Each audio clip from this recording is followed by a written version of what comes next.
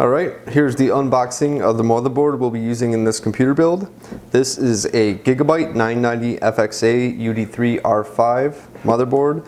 It is built for AMD FX processors, and it is the ultra durable series, meaning they use solid capacitors and heavier heat sinks. It's actually the line of Gigabyte boards that I prefer in general. I've had some bad luck with other companies recently, but Gigabyte's always pulled through since I was a little kid. They've always been a great brand. Here's a look at the box, backside there. It has some eSATA, USB 3, USB 2, 8-channel HD audio built in. Like I said, solid capacitors, audio noise, something.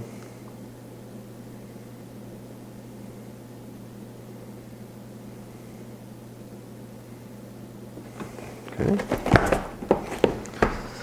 Alright, let's open it up, take a look.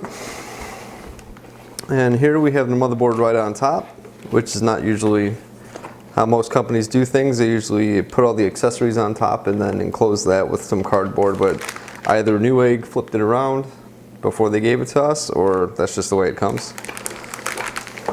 So, alright, take that out, leave that to the side for later. Alright, so our contents, we have our multilingual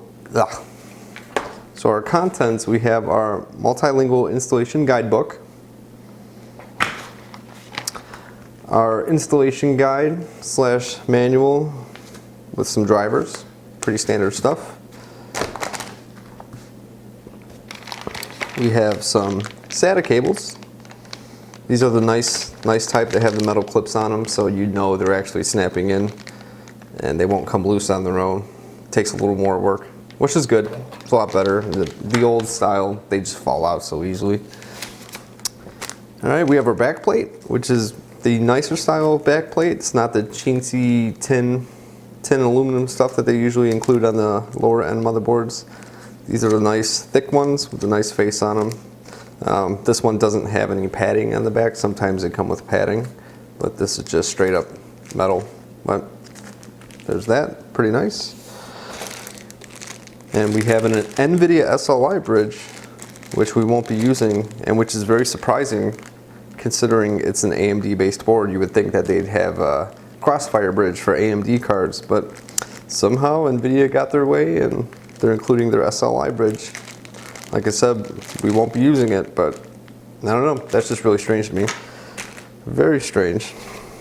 Alright, we have a Dolby Digital home theater badge for the 8-channel built-in sound card that they have on the motherboard.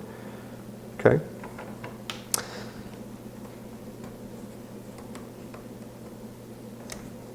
And then this is new from Gigabyte. I honestly say I think this is the first time I've ever seen them include a badge like this with any of their motherboards. Normally they're the one brand that doesn't include a badge. Asus has always been really good about it. XFX too, but Gigabyte Ultra Durable, that's new. That's pretty cool. That's a nice looking badge. It's got that Intel color scheme to it almost. Once again, on an AMD board, go figure. That's it for the accessories. So we'll be using some of these soon enough. I'm going to put those over to the side, put the rest in the box. Be using all those. I will not be using any of this.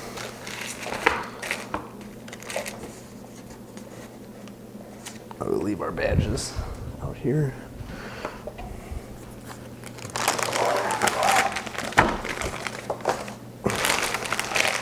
Alright, so here's the motherboard itself. Well, that's a nice looking motherboard. It's got a nice matte black PCB, which is going to go great with our overall color scheme. The video card also has a black PCB, so that's nice. It's got some wicked heat sinks on there. Very nice. Southbridge heat sink. And then you can see all of our solid capacitors, which just pretty much guarantees a nice long life on the board. Even these capacitors are nice looking, but they're not solid. I can't tell. I think they might be solid caps. I don't know what they're for though. Not used to seeing those over there on that side of the board. We have 8-pin CPU fan. What else? Where are all our fan spots? Not many. Power fan, system fan / case fan. So we only have the 3, huh? Well, that's fine.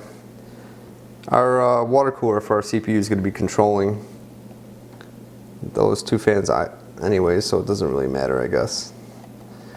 Here's where the jumpers go, color coded, but they are enclosed, which is also not something you commonly see. Here's our USB 3, all that good stuff. This board's capable of holding 4 video cards, 3 video cards. Doesn't have the spacing for 4. Kind of have them scrunched together there. Is that a PCI slot? Well, I'll be damned. I haven't seen one of those in a while. That's pretty cool, because there are a lot of peripherals that it's just, you know, sometimes you can only use PCI slots for some of the older stuff if you wanted to bring that into the newer system. So that can be a pain. It's not always easy finding these PCI Express 1X components, you know. They tend to be more expensive and just not as variety as the older PCI stuff. But that's pretty cool. Seems like a nice board. Here's the back side there. 8-channel sound. Let's check out the back. Well, nothing fancy. It's a really nice color though. Really like the color. All right, there she is.